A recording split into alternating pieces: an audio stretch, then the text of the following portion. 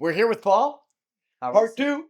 It's true. We met not too long ago. Yeah. We had so much fun, and you had the good idea of saying we filmed a few things, but we should organize outside of doing these capsules for social media. We should organize an actual 1 day event where we bring people through the nuts and bolts of how we work with clients.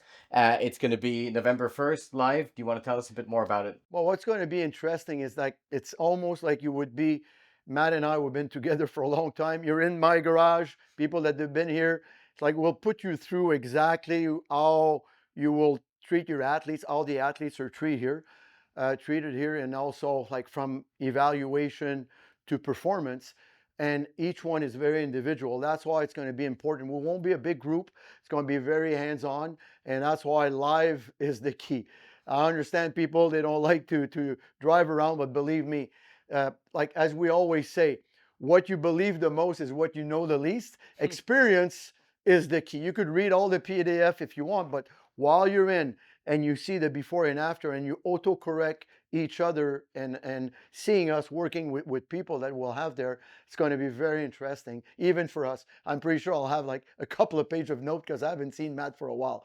It's the same thing when I was with many of our colleagues, and I think we do it for ourselves anyway. But I don't want to say it, but I think we it's do. almost. But I mean, again, and also we'll answer. You'll see that the questions during the workshop will lead to other things too. 100%. I mean, we wouldn't need 5 hours to explain what's going to happen. But again, like the nuts and bolts is how the brain interact not only with performance but also injury prevention, health.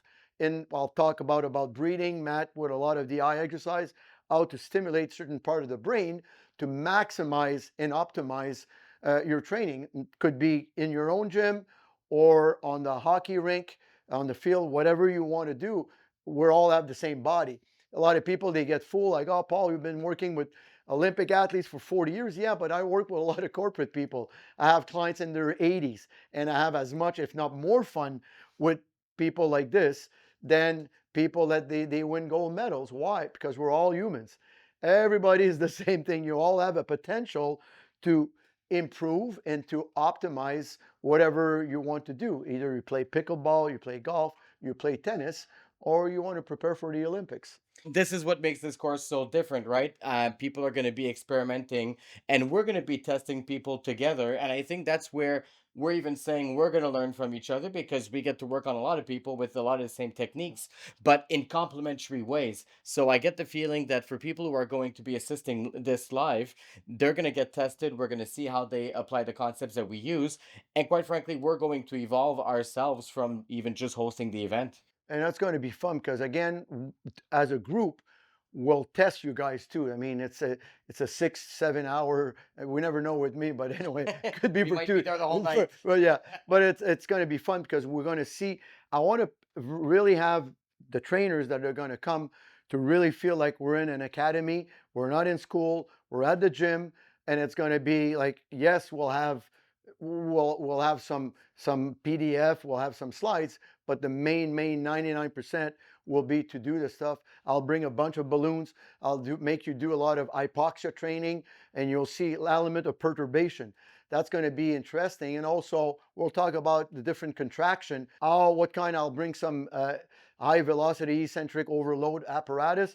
Like, well, we talk always about, like, you remember everybody talks about RFD, Yeah. but there's a difference in RFD. That's why Matt and I, just before we were on camera, we're talking about, okay, rate of force development, are they all equal? And as I explained to him, not really. The athletes, I just showed him a video, I think in the 1980 something, Wayne Gretzky that beat Bjorn Borg, Pele, Sugar Ray Leonard in a 100-meter run. And I believe me, if you go on YouTube, he smoked them. And we all know, like, Wayne was not like Mr. Universe, but hockey really develops that rate of force development and also that speed because of skates.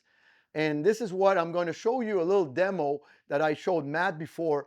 I'm going to just bring the camera that we kind of could see it. See, basically, this is a graph that we just did, and that's the number. And what I was showing Matt is that when we use the force plate, and we'll bring this plate to us to the workshop, because you want to be able to test isometrics, but also the isometric under perturbation and also with oscillation. There's many ways you could do it, and one way that I like to train my athletes, and not only it's with, I call that impulse ISO, meaning that every time that you move up and down, there's a timing. And on the force plate, you will see on the graph after you see the blue and red, it means that's the equal. If I'm left and right, red is right and blue is left. Am I centered while I'm doing that? And you got your rate of force development. Basically, I go here and I press start, and now I'm going to go up and down with very fast and big movement depending on the angle I want. If I work with a skier, I'll work in different angles, and then I'll really drive as much as I can and as fast as you can during. See, if you look at the numbers, because the first movement that I did, 843, that's the impulse, that's kilogram. But see, my max was 289.1 kilogram, put it this way, but my average is 284, and that's really good. It means my timing is very good on that. Anything under like 5% is very, very, very interesting. See, I would prefer this than I see my max force would be 300 and this would be 250. Like Matt does a lot of race car driving now in kart, and that's very valuable for him. When I work with skiers, when I work with a hockey player, this is on the 12 second. We go up to 15, even 20 seconds. I prefer when I do a full ISO to keep it under 6 seconds. I want to get it, unless I want to see your threshold over tetanus tension. Some of my athletes, they get into tetanus tension within like the first 2-3 seconds. That's very impressive. That's the type of training, and we combine it with the isoinertial. That's just one application how the brain works. And Matt, what would you do to me to increase maybe the movement with some eye exercise? What kind of activation would you go? The biggest thing for me would be if you have a significant left-right difference, which we were talking Yeah. about just before. Yeah. Vergence is the type of eye movement you'd want to work on. So where we would use the beads, and we spoke about this last time, right? The Brock So the strings? Brock strings, yeah, I would do Brock strings, or even easier if you don't have access to Brock strings, you have a partner do different fixation points, but always in vergence. So either divergence or convergence. Okay. And I would say you would find the point of fixation that is still comfortable. If you were to train convergence separately, you'd probably want to override the mechanism to some extent to gain on it. But if you're doing another type of training at the same time, you'd want to create some level of comfort while you do vergence, which if you improve vergence, you'll improve recruitment of how you do left versus right. And that would probably help stabilize and balance out how much recruitment you get from your right side versus your left side. And how long would I need to do them before let's say I test on the plate? It could be either way, right? You could do it as a warm up before you go on the plate, or you could actually do divergence training as you're training and as you're doing the exercise. So I would say a minute before if you were to Yeah. do a warm up. I think if you do it as a warm up, you can push the envelope a bit more because you have 100% resources available for that. And we know vergence training is really draining. So I'd still be careful in terms of just how close you bring the point of near fixation. Mhm. But if you were to do it, and I think the combination could be pretty awesome. If you think about it, you're going to fatigue the athlete doing this exercise. But if you want the transfer to real life, it'd be kind of cool to think that you're doing the eye training at the same time. So if you were to do it as you're performing the exercise, I'd just be careful with how close you bring the point of near fixation, Yeah. just to make sure you don't overwrite them and that you do get the benefits on the left and the right foot. And the cool thing with feedback that you get automatically is that we're going to know on in the instant if we're overriding the system by essentially you would do that by coming too close. Okay, that's very valuable, because again, like a lot of people, they're doing eye exercise, but for the sake of doing eye exercise. Right. But when you see, like for us with the numbers, it's always like athletes, even my clients, they're very motivated. I do rehab in my garage, and I see when I put the when I put the tablet there, it's very interesting. Like the numbers are better, and they have a feedback, and I see the smile. Yeah. And I know, like, if I do a session on Zoom and they don't have access to it, already their movement is better.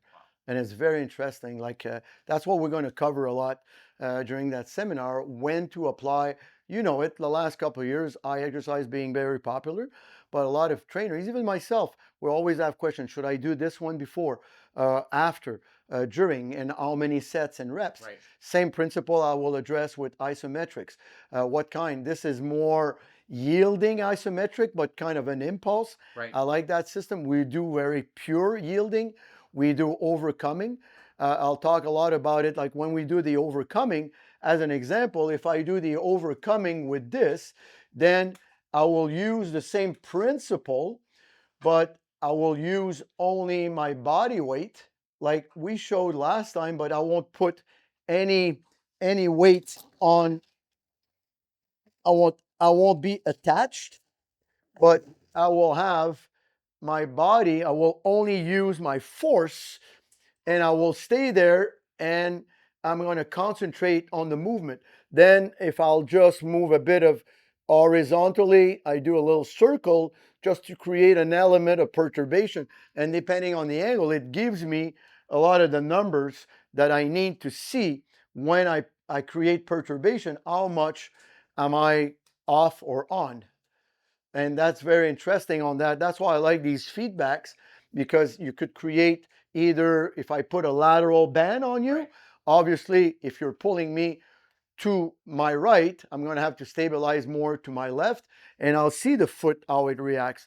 Even if you don't have a force plate, if you use like an RX mat, you will see the imprint. That's why I have the Vibram shoes, or you could use bare feet. You will see the imprint. Yeah. Actually, when a hockey player comes and see me, the first thing I ask him, bring me your skates. Let me see the imprint of your toes. When I remove the insole, if I see a lot of the toes, it means that probably when I measure him before, he's going to have an anterior scapular plane, like we mentioned last time.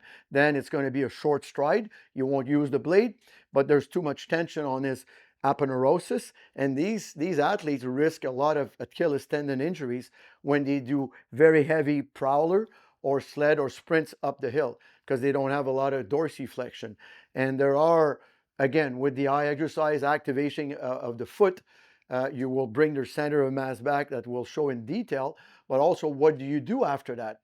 As an example, if we talk about abs, like a lot of people, they're training abdominals now, and it's kind of there's two schools. There's the plank guys, people like they're just doing planks, just stable, and there's the movement people. But everybody is right. I mean, you need what does a rectus abdominis does? Basically, flexion of the trunk on the pelvis, and flexion of the pelvis on the trunk, and both. You need that. Yeah. At the same time. If you do plank all the time, when you play tennis, when you play volleyball, or you play golf, or I was a wrestler, you do projections, you won't get enough range of motion in the motion. But if you have flat feet and valgus feet, and you have that's a consequence, is you got an anterior pelvic tilt. Yep. But the problem is, like, as you know, most people with anterior scapular plane, they have a disharmonic foot. Yeah. Then if you have one foot valgus, usually it's the left, not always. Yeah. Then you'll have a coxovalgum, meaning that the femur will be enter the acetabulum too much internal rotation. What's going to happen to your sacrum? It's going to be more an extension. If this leg, when you're on one leg, you have tendency to be more varus, varum knee, coxovarum, what's going to happen is that you'll have tendency to be more in flexion. Mm-hmm. Then your pelvis is like this. Yeah.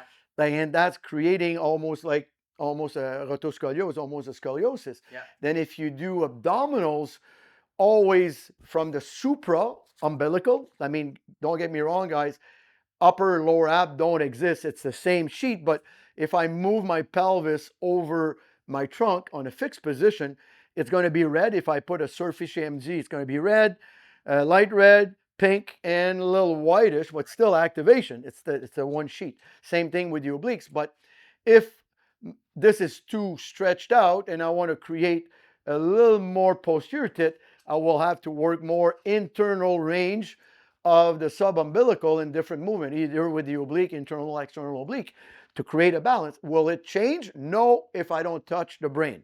As you know, that's why we're going to teach both. But what we're going to make you feel the whole day is that in a reality, Matt and I would be in the same office like we used to do. People, they come and see Matt first. reprogram. Then he gives me the report. Paul, you're going to train them, but I found this. Then he opens the window by reprogramming you by activating the skin of the foot, the eyes, and everything that he needs, all the primal reflex and stuff like this. Then when I come in, now the athlete or the person is way more balanced. The window is open to create that. And then we move. The biggest issue we had over the years is that how many times you send people to a trainer and they come back a couple of weeks later and they're worse than they were because they put them either like on a bench press or stuff that was not for their body. If someone again has an anterior scapular plane and anterior pelvic tilt all the time, and you're giving them only these Swiss ball crunch, very big range, you're going to aggravate what they have. Yeah. And if you, that's where we're going to show postural, biomechanic, real segmental reinforcement of not every, same thing with the hamstring. Yeah. If you have a girl that has genou récuvertum, meaning like she's hyperextended, then where you want to work the hamstring, you want to attack a lot more at the distal tendon near the knee. But if someone has an anterior scapular plane and the ischial tuberosity is pushed back, where you're going to act, you're going to have to go work more at the proximal tendon near the hip, because, but at the same time, working on the anterior, you want to get more retroversion. Yeah. Because as you know, how many times you've seen people on a lying leg curl, they don't do this, they do this. Yeah. They're tilting their body instead of, that's why a lot of the prone leg curl, they make like a slant down. But the goal is that when you do hamstring standing up, you're able to work, when we do it with the flywheel or a pulley, because when you run or when you move, you're not lying down. You need a feedback. And this is where the transfer gets very limited when you only do supported kind of exercise. Don't get me wrong, for some hypertrophy, it's important, and a lot of people, they don't have enough feedback to control. Then you're limited if you put too much instability. Like we have a drill that we give a lot of our athletes, but not everybody is able to do these type of drill with the hamstring and different movement for semimembranosus, bicep, or you change. And also grip strength is then that's a lot more down the line if I want to do internal range. It's the same thing that when you could use with straps under. But if you train them on a prone position, then in a seated position, then horse stance will show all the progression. You will see that you'll have a good segmental reinforcement, but it's the brain thing. Like a lot of people, they think, okay, lying leg curl is going to work my hamstring. No, it works pretty much, even if you turn your foot in and out, won't change that much, because like the bicep, you really need to create an external rotation of the hip plus of the tibia and then a flexion. Same with the semimembranosus. You need an internal rotation, slight adduction, and go in.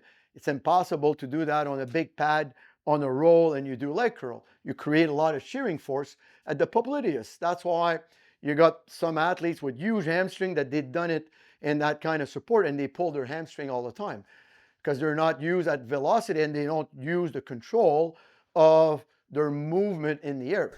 Again, they can't even get access to the hip. Exactly. They can't do, like, they'll do a lot of these cars, but cars are great, but they're not loaded. Right. How could you transfer that? And we'll show technique of different loaded contraction. But that's why with the plate, it gives you got a good feedback. First of all, you need a good balance in between both, and how much. The first thing is to correct, like we said last time, your anterior scapular plane. You want to bring it back. And believe me, guys, you'll see like 99% of the people almost are in front now. You remember when we started? Worse than it is now. It was like, it was only like 70 something. Yeah. Seated, screen probably. We don't. There's a big assumption, but it's, if you don't fix that, it's like you will always tape, and you will always deal with a lot of, like, you want to optimize your performance. Yeah. There's two things you've mentioned when it came to exercises you did. One is when you were on one foot applying pressure and you were doing different types of eye movements. What I find interesting there is if some of the eye movements you do increase your performance, and the cool thing with the numbers is we can see it live, then one has to think, okay, well, maybe those are the types of eye movements we want to do more of for the athlete because they stabilize him. And then we should be good at all of them at some point. But if some of the eye movements that you perform destabilize you as you're measuring the pressure, that's also a really good information, which quite frankly, I can't get clinically when I have someone seated in a, really pretty office and I'm going to test eye movement, but they might look really good when they're seated and I'll train them standing in context of instability, but it's nothing like having numbers the way you do on a force plate. So that's one thing where I think we can use the work that you do and obviously add the eye training component and figure out what type of eye movements are going to be beneficial for the athlete currently. And over time, I would think they need to be good at all of them, even if we create a perturbation aspect like you did there. The other thing is you mentioned with ab training, there's these two types of people. So the plank people and the movement people.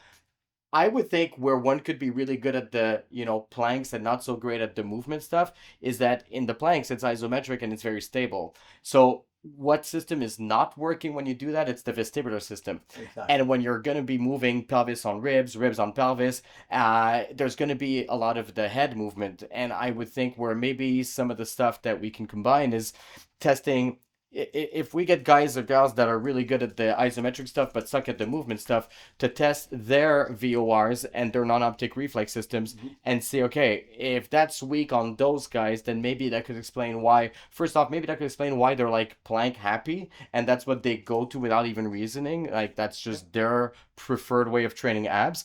So that would be interesting to see what the crowd we're gonna get if the ones that are really good at planks but suck at more of the dynamic stuff, if one of the reasons could be that they have weak VORs, for example. That's a very good observation because you know it. Human beings likes to be comfort, Yeah. and this is why I try to.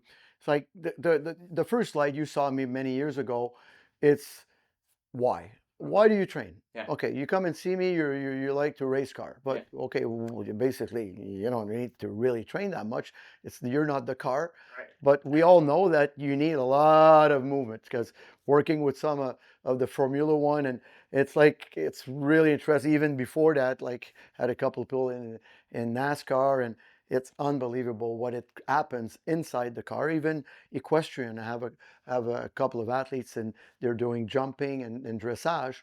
And believe me, the horse works hard, but the person on top of the horse too has to be looking good and stable. Yeah. And that's where you're going to have the tendency for a race car driver to do more ISO. But all of the above are good. You need perturbation too. Like I'll show the example. Like if someone wants to go, I call that actually Kim Goss and I were I'm going to prelude. We're writing a book on beyond planks. Okay. And as an example, if I want to see, okay, you want to feel, a bit of instability in the plank, you want to create perturbation. Then if I do the flywheel and because technically a plank should be on your hands, hey guys, it's not the elbow. That the highest level, and could have one leg down, one leg up, and this is, but with the flywheel, it creates a lot of shearing force on all from the whole sheet, under and upper. And while I'm moving, I have to stabilize. But that's what's happening to you when you play hockey. When you're moving, I like that kind of overcoming plus, because yes, I'm overcoming. I like gravity. I'm not adding gravity to this, but because I'm pulling the flywheel and it pulls me in, or we'll use like go in a side bridge like this, like for a race car driver.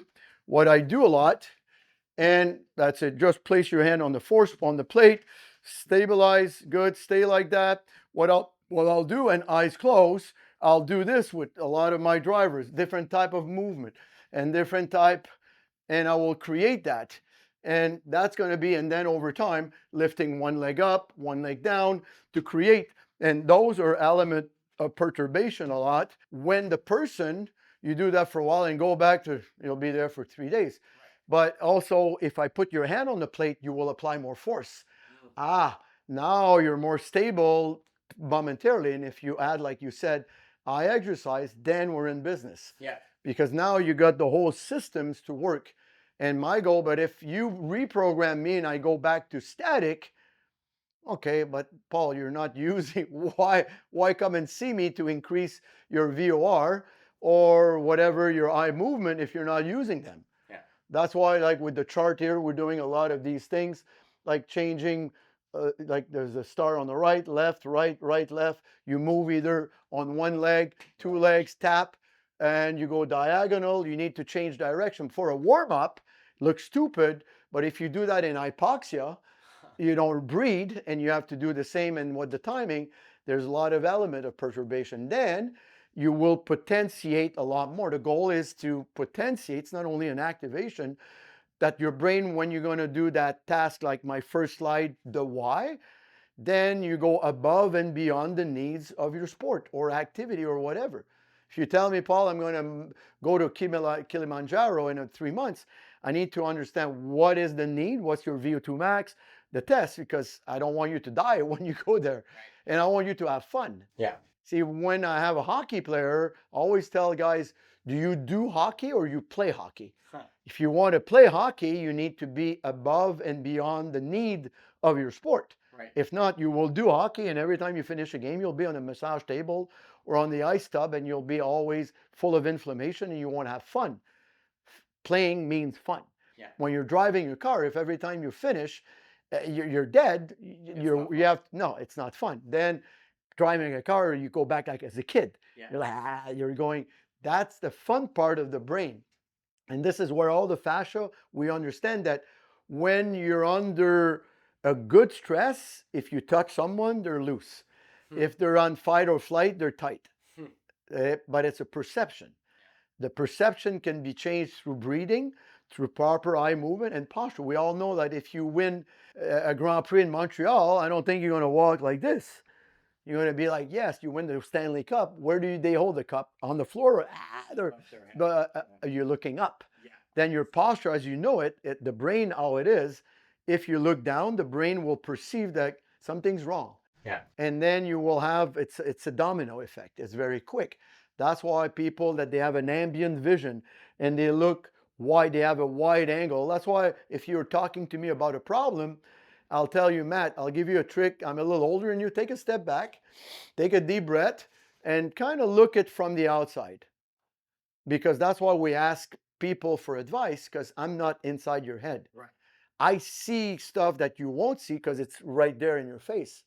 But when you modify your posture, suddenly, things looks a little more brighter because I have a, like, like when they do a picture shot, like someone that likes to design a room doesn't, well, they always like, it's like they frame it and they look at it and then it gives them a better feedback and a nice view. Like we know it by research. If you look at a spot and you look at the whole, if I widen, my brain wave changes. I go from higher beta, 15, 16, sometime up to 20, that's not good, to about 8 to 13 hertz. Oh, that's the zone.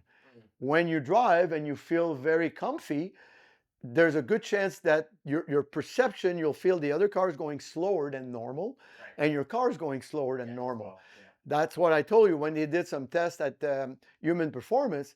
I think, if I don't get me, I mean, I don't remember the exact, but I think Michael Schumacher, when he got tested, I think he saw the numbers of the Formula One at double speed as normal. I think it was over 700 kilometers. He was able to determine. They have an app. That's in the old days, Human Performance in Daytona. That used to be a long time ago. They was able to see the number very clearly, and their perception while driving was significantly lower than the 300 kilometers that he was going. And that's the same thing. All my athletes, they tell me, how did you feel today? You had like 5 points during your game. Says, Paul, I was sitting down, even in the warm, I was like, what's going on with these guys? They're so slow. What's going on? That's a perception. It's nothing to do with the other guys. It's you. You were in that flow or zone that we call, but you could induce that. And we'll show guys tricks on that with exercise, with breathing exercise. And it's very interesting when you modify the posture and with just a couple of eye exercise, we've seen significant. That's why we use it a bit sometime with EMDR and stuff like this. And that's very interesting how the eyes are. There's one question, Matt. I always read that the eyes are connected to almost like to another brain. What's the exact position of that? What's your So it depends on the type of eye movement. If you're going with automatic and reflex eye movements, Yeah. then you're probably more looking at brainstem and cerebellum, Yeah. these really primitive Yeah. reactions, right, for your visual system to keep you upright. As soon as you have the volitional will of trying to put your eyes on a specific target, so with race car driving, Yeah. it's looking at the apex. Yeah. Because you've got the whole, I'm seeing the other cars, I'm seeing the track, I'm even looking at where on the track I need to start braking because there's marks. Mm-hmm. But then, okay, so that's more like general and broad. But then it's okay, how do I hit the apex? Because if I hit the apex just right, I'm going to maximize my speed. So somehow it really comes down to how you can maximize the use of both in a certain synchronicity. Mm-hmm. So I think that's where people get into the zone because you always somehow need a bit of both. If I think about a hockey, right, you've got your peripheral vision Mm-hmm. telling you about where things are happening, Mm-hmm. but then you've got this central vision of okay, I if I get the puck on my stick right now, this is the guy I want to pass it Yep. to. So it's being able to take into account both worlds into one. So I would say the two brains that you speak of, one is probably more the primitive brain, Yep. brainstem, cerebellum, quick, efficient reflexes that are also linked to vestibulospinal Mm-hmm. reflections, right, to Yep. keep you upright. Yep. If that works well, my understanding is that then you can use more volitional type of eye movements, Mm-hmm. and you can be more efficient with those in central vision. So everything kind of needs to work for everything to work, right? Two it down two. Yeah. But the first part is really those reflexive types of eye movements. VOR, cancellation of VOR, OPK. If that foundation is not really good, Yeah. you can be trying to be very precise in what you do with, let's say, your eyes and hands. Chances are your body's in too much of a survival mode to be Mm-hmm. really good at That's, the that's a good precision stuff. That's a good analogy because see, a lot of time like stress is very like it's always linked to perception, and some people will be like if they're trained like for Navy SEALs, their perception of stress is very different than when you're not trained. It's all the resilience, and that's very very interesting. Like a lot of research have shown, like I think it's the anterior mid cingulate cortex that's a very responsive to like very high temperature or Right. stress Yeah. or like built resilience. And it seems to have like in people that they don't have dementia, or it seems that that cortex is very strong to a, and it seems to be that people that they were exposed to a lot of temperature, like people living at altitude or training very hard, seems to have that area of the brain very well developed. And it's interesting you bring up the cortex because it's going to be involved in temperature regulation, emotional management. Mm-hmm. It's also going to be involved in high performance types of saccades with a cognitive component. So obviously that's where like that's the summum of performance, right? Being able to perform quick saccades that are really precise. Where if there's a cognitive component to them, then you even more so saturate the brain. Yeah, so being able to put all that together, always on the premise that the very foundational stuff works well. You brought up stress and even just pupil size. So when the Mm-hmm. body feels under Yeah. stress, the pupils dilate and it's much harder to be good in central vision and your precision will suffer. So I guess a lot of the work that we do in very complementary ways is to make the body so good at managing stress that it can still be good at being good for doing really precision based tasks. But, perturbations like you've Mm-hmm. mentioned, and I love the way you go about it with so many different types of stimuli, right? It could be breathing, hypoxia, it could be Yeah. isometric, where you feel like, your whole body is just like gonna break apart in like an extra second. Anything that would increase the resiliency to stress for me is where it needs to go in terms of, well, how good is the transfer of what you guys do on the ice, on the field, or on the Yeah. racetrack? Because one thing's for sure, when we go there, it's going to be stressful. So yes, so combining then the specificity of the eye training with loading the system, and again in more ways than none. Temperature, we could even play with like temperature. Obviously, Big time. the trend in the last few years has been the cold baths. 100%, it stresses the system. So, like anything, thermoreceptors, mechanoreceptors, I mean, I like them all. So, it's, respiratory system, anything you can do that could stress the system and make it harder for you to be good at central vision, eye-hand coordination, which is what you'll need to do to be good at the sports. Same thing when we're going to use the BFR. It's very interesting. I have a system from Denmark. It's all computerized, and basically, it compresses your veins, not your arteries. That's why we have a software. But what it does, it's creating a localized hypoxia. And what we found is that, let's say you're trying to you're a baseball pitcher, and I make you train either with the flywheel because it creates perturbation, or like when I was showing to you uh, with when if you use these type of oscillation, a lot of people, like I was showing you, a lot of big athletes, they can't oscillate. They'll go like this. They don't have that kind of concentric eccentric. Same thing with the inertial wave. Same thing with the movement. And that's making a big difference into the precision of the movement. If I use blood flow restriction on my arm and I do these things, obviously I don't have an apparatus to measure oscillation, Right. but usually You the can see it. people, they're a lot more precise, and it Huh. takes them a lot less time when they do it, and when they remove it, it's probably with the baroreceptors. Like you're creating, we have mechanical receptors in the fascia, Yep. and by compressing it, and that creates that, and that localized hypoxia creates a lot of nitric oxide also, and also increase your heart rate elevation. When you remove it, you feel like, oh my God, I'm released. And then your body, I see it on the force plate when I do it with my athletes. It's very interesting when we do these little oscillation isometric, I call them. A lot of time there's not much difference in between the BFR and none. But when you and technically after 4 or 5 sets, they should be their numbers should be down. When they remove it, the number goes up. And it's like, again, it's one of my colleagues, Dr. Mario Novo, is a specialist on that, and we have many discussion about that. It's like kind of mixing with the isoinertial, with the force plate. And if you don't have a force plate, a lot of people, I've shown that system to people. Like I bought these very, like you don't need very expensive. I mean, obviously a force plate is more a sense. It has a little more, but if you have like an old scale, like I bought those on Amazon, and if I put my foot on it and I keep the tension on, it gives me feedback. Very interesting. And the only thing I don't like that I look down, as we all know, when you look down, you're creating more of the midbrain activation, and you're creating a little more flexion. But if you have like someone with a camera or whatever, and you'll have that, it gives you a good feedback on how much pressure, even when I do a step up.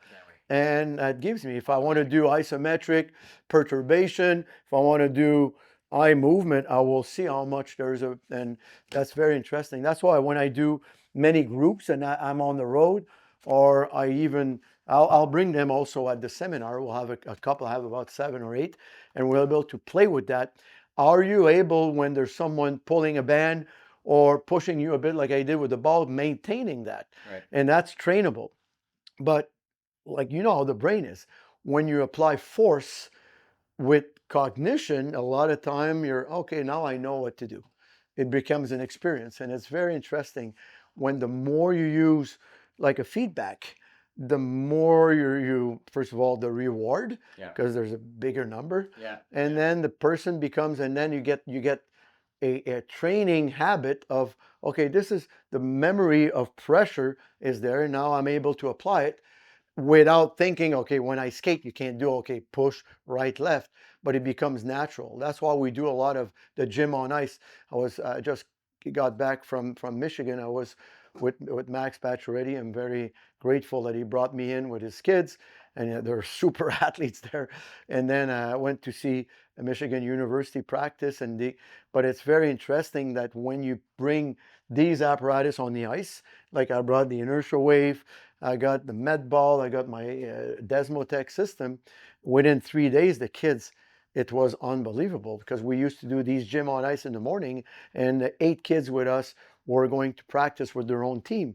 And I was always following them. I was with Max, and we were like, is it me or Max? Do you see? Like, and even the mom said, my God, these kids, they were trained hard in the morning. They barely rest because they need to go to school. Now it's 8 o'clock at night, and they're like really good. Their posture was better. They felt like, you saw that they had a better kick.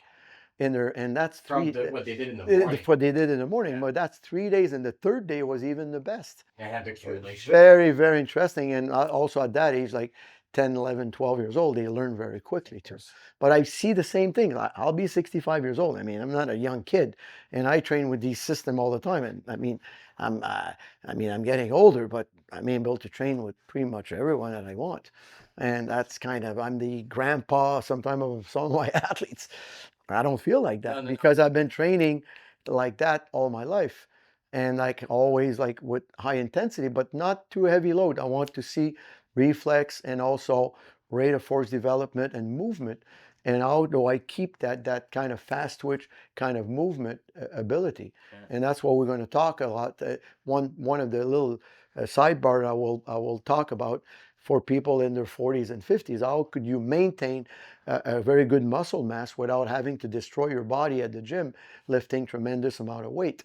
Because as we know, inflammation is not very good for your immune system, and as you age, makes you age faster. You got to be careful. You have to be really It's careful. too bad I'm 37. I would have really enjoyed the talk, but You'll get there one day. yeah, Yeah. You'll get there one day. yeah, quick enough. Yeah.